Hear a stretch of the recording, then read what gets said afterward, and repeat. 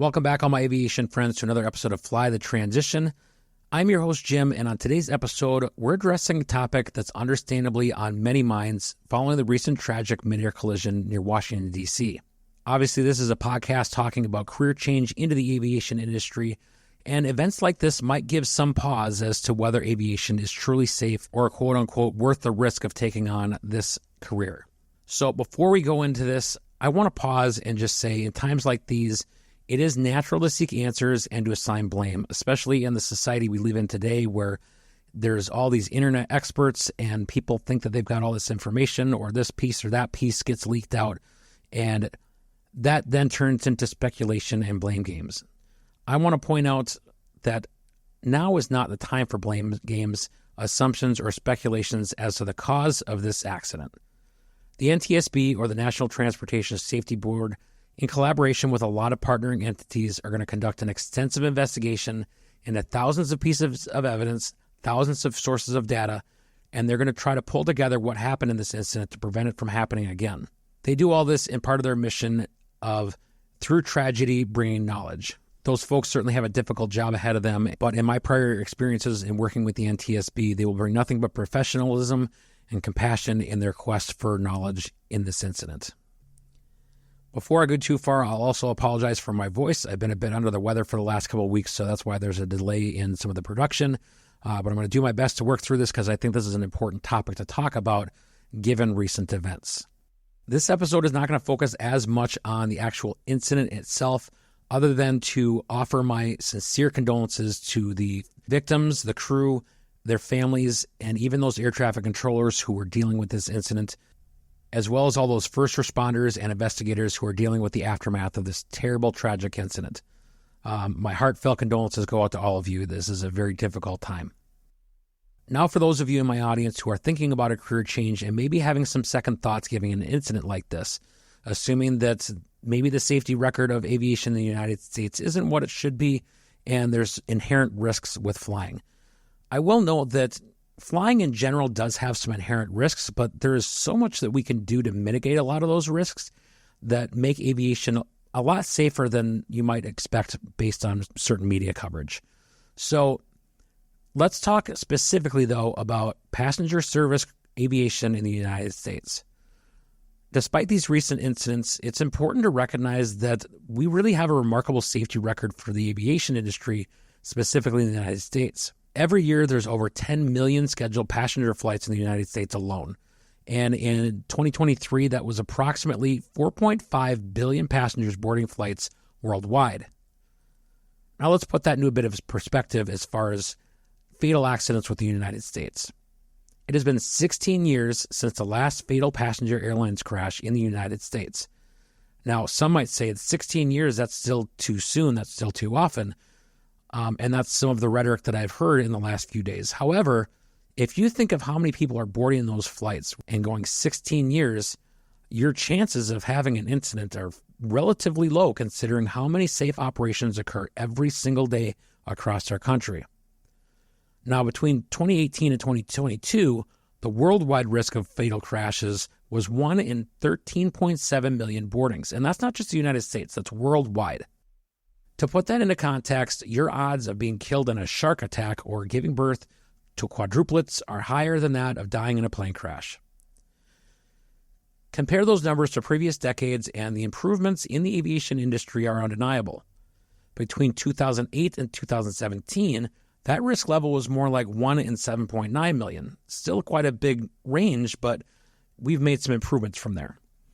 Go back even further than that into the 1968 to 1977 period, and that risk was 1 fatality per 350,000 boardings. So this is a dramatic drop in the risk, thanks in part to advancements in technology, regulations, and training, some of which has come from recommendations from investigations of previous incidents. So why has safety of aviation improved so much over the years? That answer lies in a combination of increases in cutting-edge technologies, rigorous oversight, and culture of continuous improvement that we see in the industry today. So in the space of technology, modern aircraft today are equipped with collision avoidance systems, terrain warning sensors, and some pretty impressive autopilot functions to help prevent accidents before they occur. And this extends even to general aviation, where now we have the inputs of NTSB data that we can see, whether it be on our GPS unit or a relatively inexpensive iPad with a subscription to ForeFlight, and you've got traffic information available to you. Now, granted, we still have the responsibility to see and avoid, but there's so many tools that we can use to help mitigate those issues. And again, this is not to point blame in this specific instance. Aircrafts themselves have also had structural improvements, and material sciences have advanced in the way that aircraft are made to make them more resilient to extreme conditions. Let's talk air traffic control as well. Now, again, in this instance, they're getting kind of a bad rap. And again, I am not in a place where I'm going to assign any judgment or blame, but air traffic control is a difficult job. There's a lot of stresses involved. You're moving a lot of aircraft, sometimes in congested areas. And that's not just in DC, that's all over the country. We have professionals that are doing this job day in and day out without incident. However, in recent years, they've gotten a bit of a bad rap where any instance that they have, whether it's mitigated and there's no issues at the end of the day or not, is under the microscope. These controllers have to take aptitude tests to get these jobs, as well as pass certain medical requirements by the FAA. And it's not just willy-nilly. Anyone who wants to be an air traffic controller can go do that job. There's also extensive training, not just at the academy in Oklahoma City, but once people get to their actual facilities, it can sometimes take years to be fully qualified on all of those positions. So it is an extensive amount of training, and I don't think there's enough credit given to the air traffic controllers for how much they put into that job to be able to become proficient and safely control traffic at whatever facility that they're at. Now let's talk about some of the oversight that occurs. Obviously, the FAA has its operational guidelines with the FARs, and it sets strict operational guidelines. It certifies aircraft and oversees pilot training and airline operations to maintain high safety standards. We also have the NTSB, which is tasked with investigating these accidents. But in addition to that, they make recommendations to improve safety, which airlines and regulators often take seriously.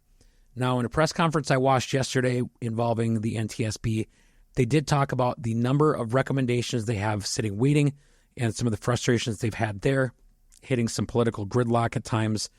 But the NTSB takes their job very seriously to try to learn from past incidences and make sure that they don't happen again. And each of these incidents can come with a number of recommendations that they will offer. But end of the day, they are looking at what is causing these crashes and how can we mitigate that in the future.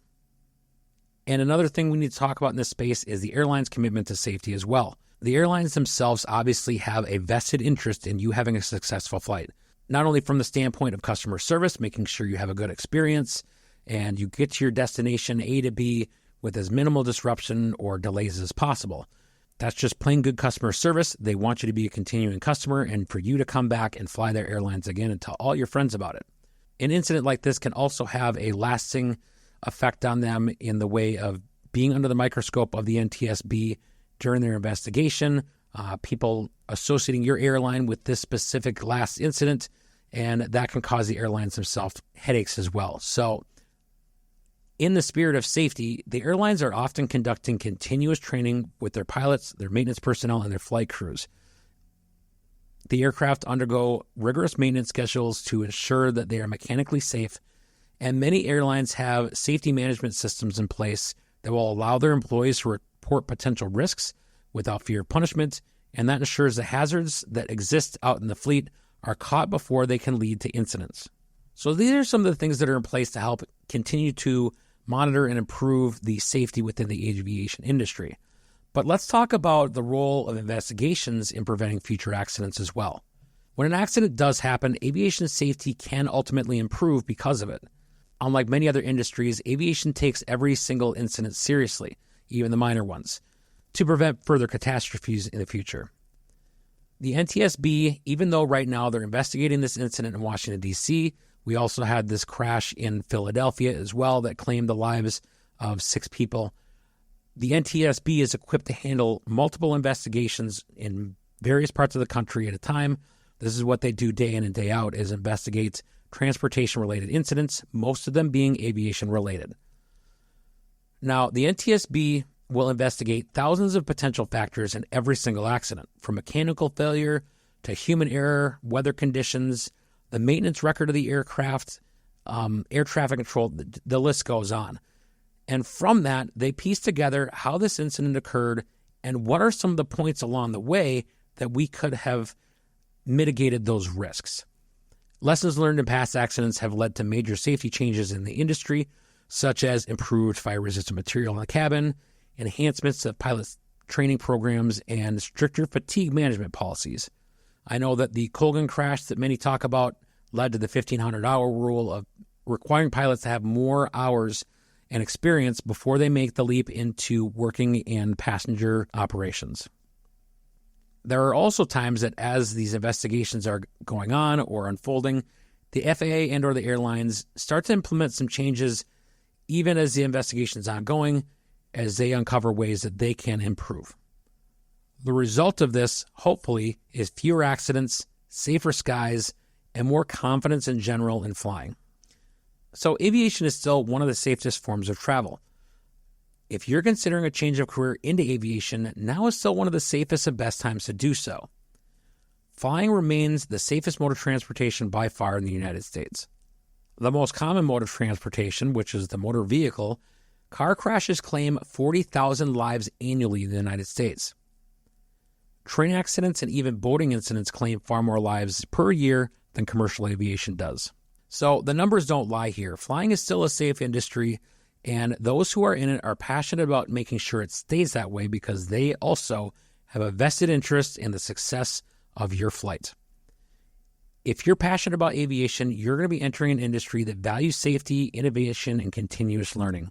So while it's natural to feel some apprehensiveness after a major aviation incident like this, the big picture tells us a different story. It's a story of relentless improvement, dedication to safety in an industry that constantly evolves to protect its passengers and its crews. So for anyone out there thinking about switching careers into aviation, don't let fear hold you back.